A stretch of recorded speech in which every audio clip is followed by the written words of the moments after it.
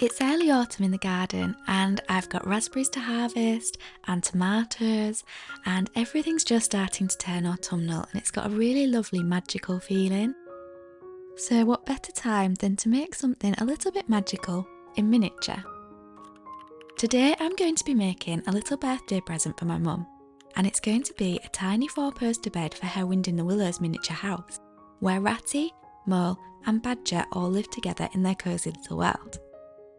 And the bed's going to have quite a woodland feel, the kind of bed that you might find tucked away in a storybook forest cottage, or perhaps even a fairy's house if you looked closely enough. So in today's video I'm going to be showing you each step that I take to make the miniature 4-poster bed, and I'm also going to be showing you some other little preparations for my mum's birthday as well. But before I go inside, I noticed this tiny little tomato that's just stopped growing and it looks like a miniature squash. So I decided to take it into the house. It's already quite dried out and I'm going to pop it into my doll's house because I think it would look quite nice as an autumnal addition to the worktop. So if you've watched my videos for a long time, you may remember that I have made 4-poster beds before. I've made 2 for my Tudor doll's house. And when I've made the 4-poster beds previously, I've always used dried poppy seed heads from my garden to make the feet of the bed. So I wanted to do the same again. But when I found out that my mum wanted a 4-poster bed for her doll's house, the poppy season had already passed and I hadn't dried out any of this year's poppy seed heads. So these are the ones that I had left over from a previous year, but unfortunately all of the stalks are a little bit curved, and so I don't know if I can use them as the posts for the bed, but let's give it a try and see how it goes. If you'd like to see the 4-poster beds that I've previously made, I will pop the links to those videos in the description. They are from my series of videos showing my Tudor doll's house makeover, and my Tudor doll's house was my very first doll's house, and it was also the first sort of series of YouTube videos that I made. So apologies if you do find that I talk a little bit quickly in those videos and that the music isn't balanced quite correctly with the narration, but over time I've tried to improve my video quality. So for making this bed, it was quite nice to be able to go back to look at how to make a 4-poster bed, and I've been working recently on more modern miniatures, so it was nice to do something a little bit different for this project. Although I did actually go back and look at one of my more recent videos to help me with this 4-poster bed, because I'd popped all the measurements for this bed that was more modern on this video, so I went back and used that to help with this one. So to make the main structure of this 4-poster bed, I was using plywood. Please don't copy my use of any tools because I'm not a professional, so just in case I'm not always doing things in the safest way possible, please don't copy me. In a few seconds I will show you all of the pieces that I cut out so that you can see which parts I needed to put together to make the bed.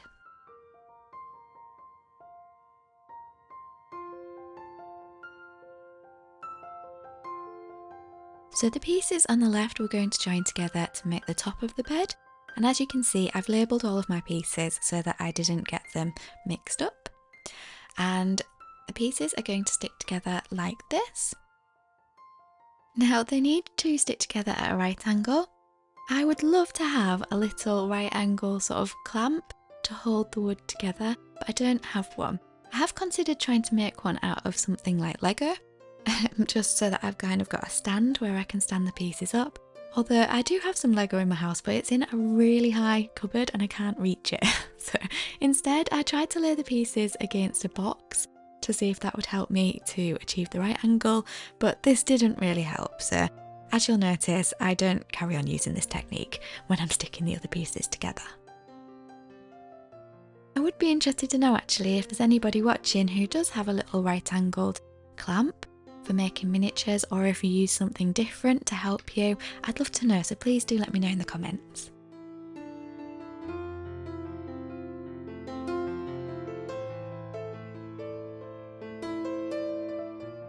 I left this frame to dry before then adding some glue around the edges of the panel that would go right at the top of the bed.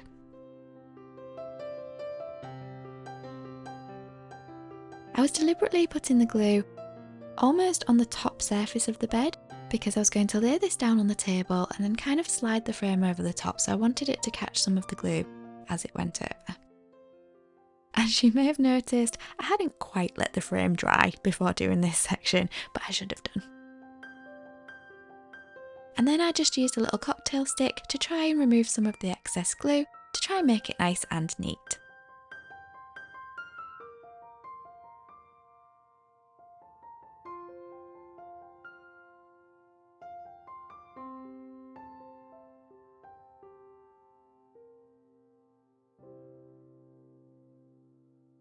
And I then repeated all of these steps for the base of the bed.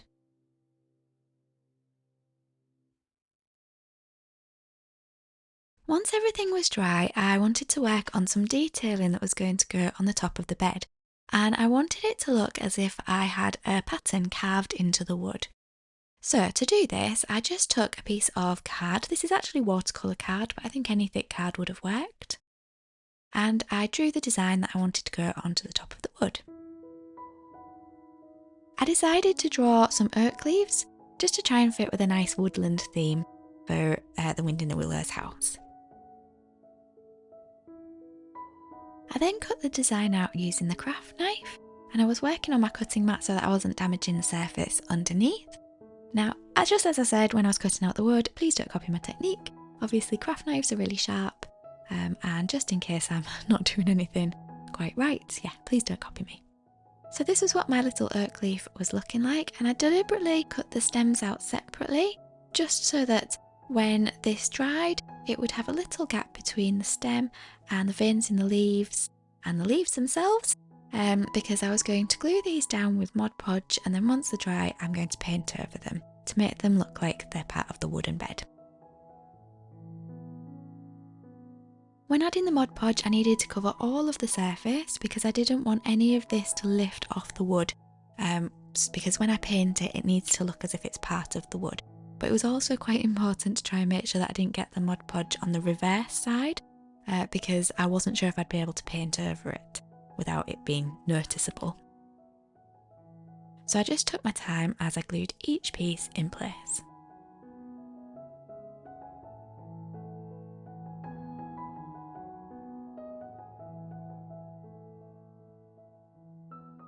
Again, I used a little cocktail stick just to remove any excess ModPodge, because as you can see, although this doesn't look like much, actually this was completely filling the indentation that needed to be the vein of the leaf.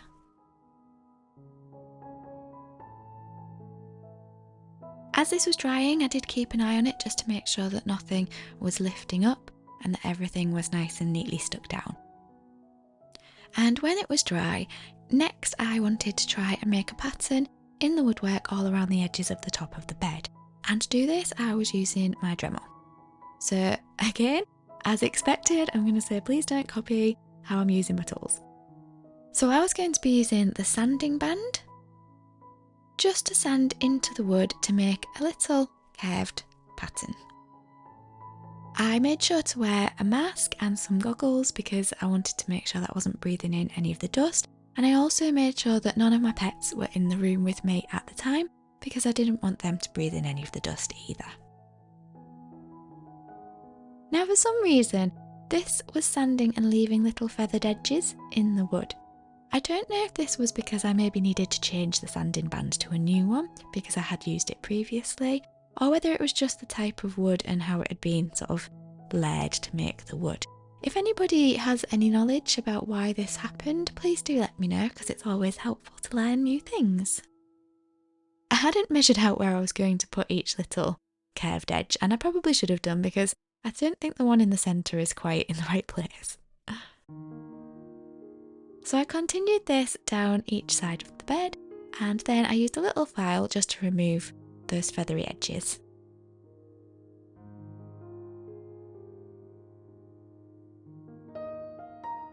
So once these sections were finished, it was time to start thinking about the feet of the bed and also the posts.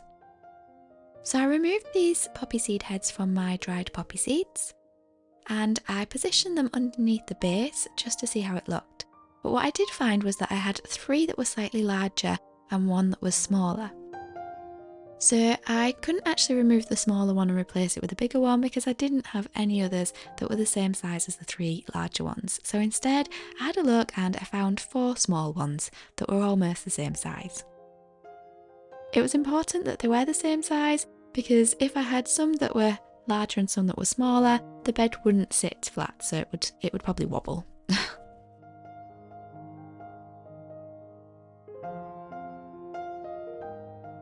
And once I was happy with the ones that I'd chosen, I just filed down the end to make sure that it was a nice flat surface for adding the glue and sticking it on.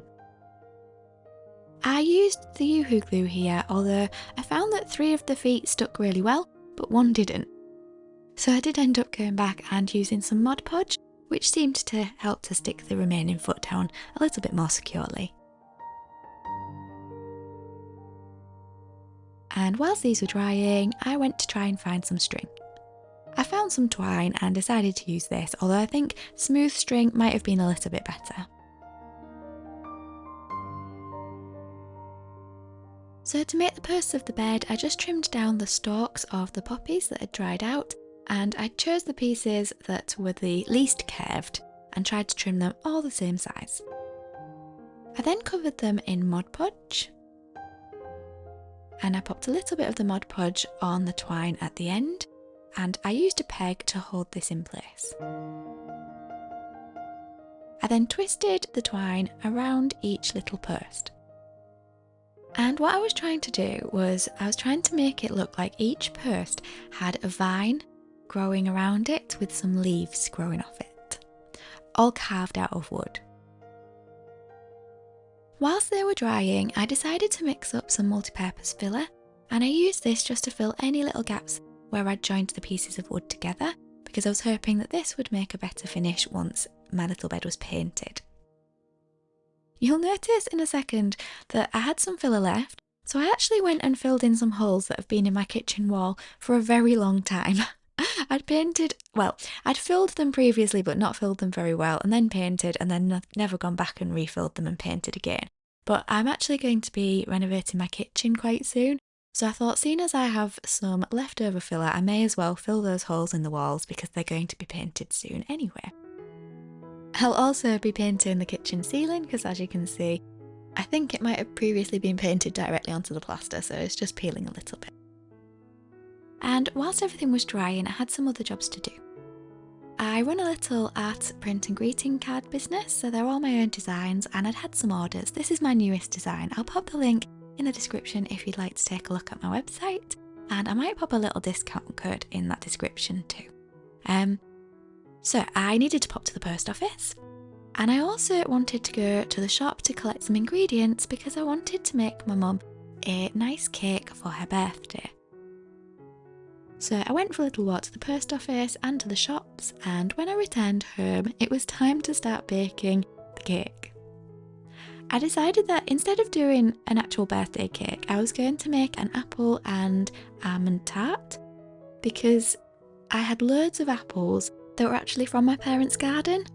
So I thought it'd be nice to use them for a nice birthday treat for my mum.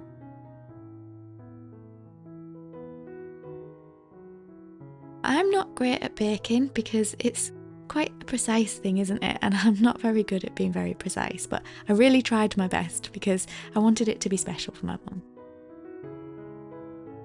So I started by making the pastry, and whilst this was cooling in the fridge for 2 hours, I made the apple base, and I didn't realise how long this was going to take, but actually it worked quite well because as everything was cooling in the fridge, I then went back and worked on my little miniature bed, and then whilst the next section of the bed was drying, I went back and carried on with the baking.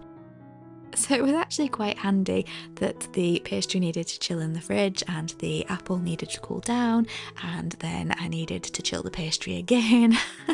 In all of those little sections, I got lots of doll's housing done. So once I'd finished preparing all of those sections of the cake, the doll's house bed had dried. So whilst the pastry was cooling and the apple was cooling, I returned to the bed and I started to paint it. I'm not sure what's happened to the acrylic paint, but its consistency has changed from what it's meant to be like. But it still worked fine. So I painted the wood and over the top of the watercolour card as well to try and make these leaves look as if they're carved out of the wood. And I painted all of the other sections too. Now you may be able to see that because the twine has quite a rough texture, you can see some of the fibres even though I'm painting over them. I was hoping that the paint would smooth them down, but this is why I think that a smoother type of string would have been better to use for this. And whilst everything was drying, I made a start on making the tiny little leaves that I was going to attach to the posts of the bed. So to make these leaves, I mixed together the same coloured acrylic paint with some ModPodge. It was about equal parts paint to ModPodge, and I mixed them together so that they were fully combined. I then used a little palette knife to put tiny little blobs of the mixture onto some greaseproof paper. And I then used a little cocktail stick to try and make the shape of the leaves.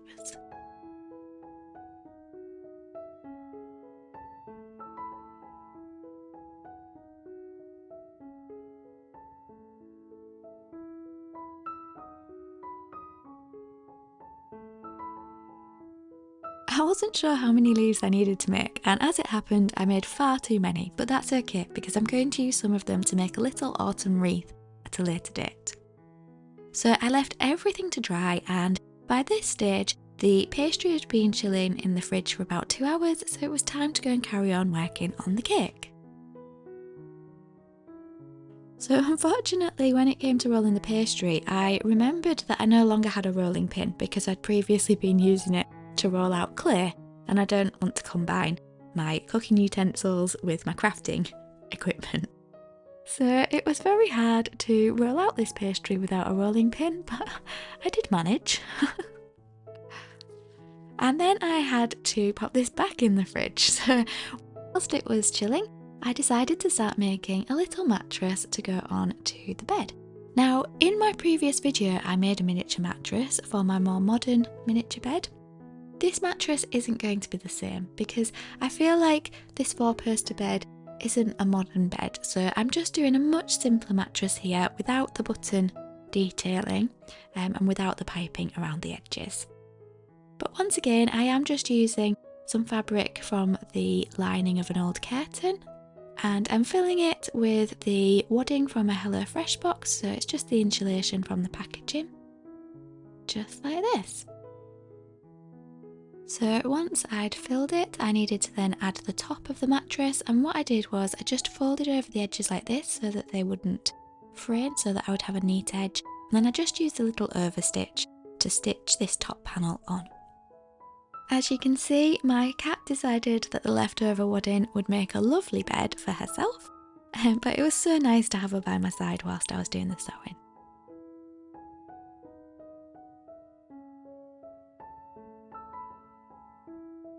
Then, once everything was dry, it was time to stick it all together.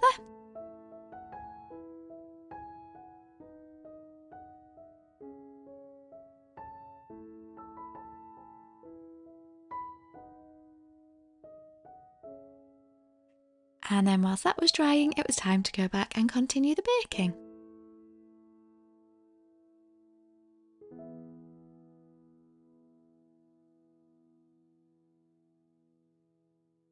The pastry had to bake for a little while in the oven without the filling, so whilst it was baking, I decided to make the topping that was going to go above the apple layer.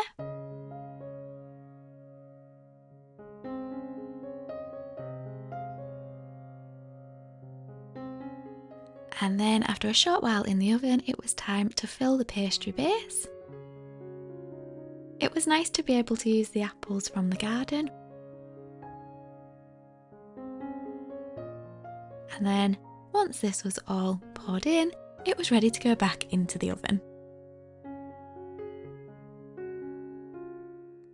By this point, it was now dark outside, and I decided to continue with the miniature bed the next morning. So this was the finished mattress, and I actually made a little pillow to match. Again, this just had some of the wadding inside it from a HelloFresh box. and I popped the mattress in place. This was the first time I'd put it here, so I was really hoping that it would fit, and it fit really nicely. Unfortunately, the pillow wasn't quite wide enough, but this was okay because I was going to make a little pillowcase for it. So I decided to make the pillowcase a little bit wider so that it would sit against the 2 posts at the back and not fall off the end of the bed. Now it was time to add the leaves down the posts. So I gently peeled each leaf away from the paper, trying to make sure that I didn't pull any of the sort of little curved edges out of position. I did later find that it was a lot easier to pull each leaf from its little stalk at the bottom rather than pulling it from the top. I then added a tiny bit of ModPodge to the base of the leaf and then glued it in place onto the twine that was wrapped around the post.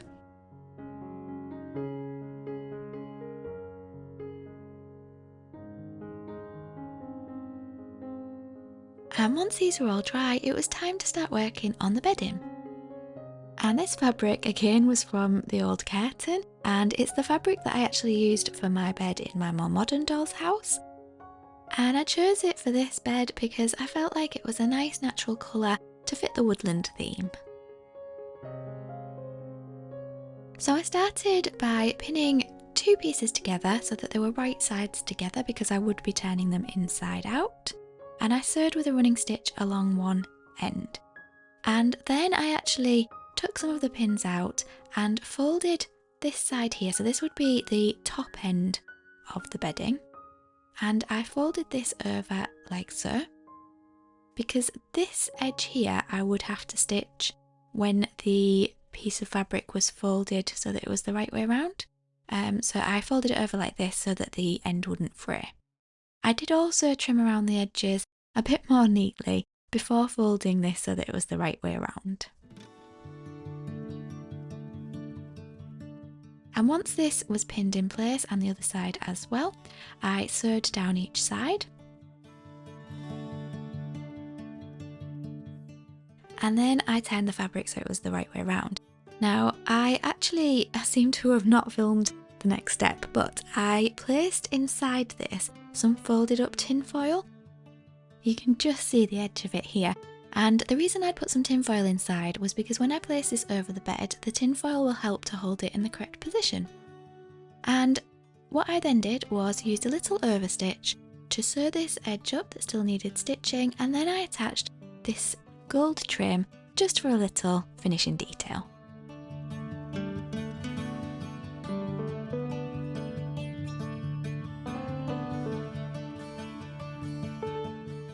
As you can see, when I folded this over, it held its position because of the tin foil that was inside.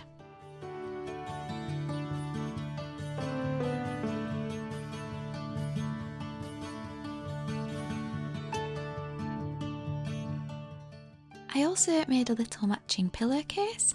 I actually probably didn't need to make the original pillow. I could have just used this and put the wadding inside this fabric. Rather than sewing this fabric over the top of the white cotton fabric that I'd used first, but never mind.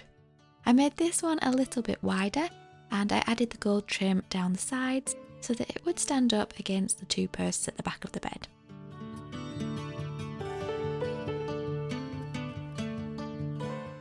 As a finishing detail, I wanted to add a little throw at the end of the bed. First of all because I thought it would look nice, but I also wanted to try and cover the gap at the very end of the bed because the green sheet doesn't actually go over the end of the bed because the 2 posts are in the way. So I just wanted to try and make something extra that would cover this gap because at the moment you can see the little mattress. So initially I considered making one out of this yellow fabric, but then I found this fabric and I actually changed my mind and thought that this would look better.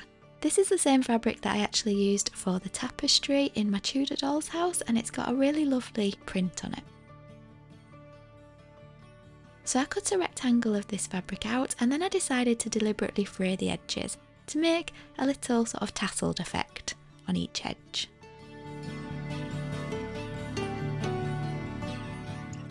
I did snip some sections out at the end just so that I could tuck this end bit neatly in at the foot of the bed, although I didn't film cutting those 2 panels out, but you will notice them in a minute when I use the iron to just iron down some creases into this to hold it into position, because obviously this piece doesn't have any tin foil inside it. So you can just see at the bottom there on the left and the right where I've cut out a section, and this just helped me to tuck the blanket into the foot of the bed.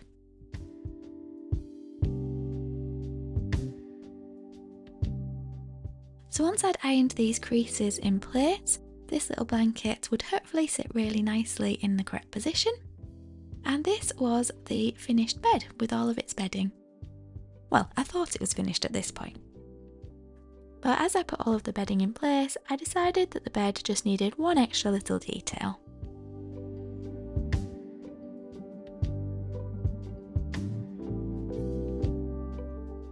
So I decided to use the very end of this poppy seed head and attach it to the bed, just as a little decoration.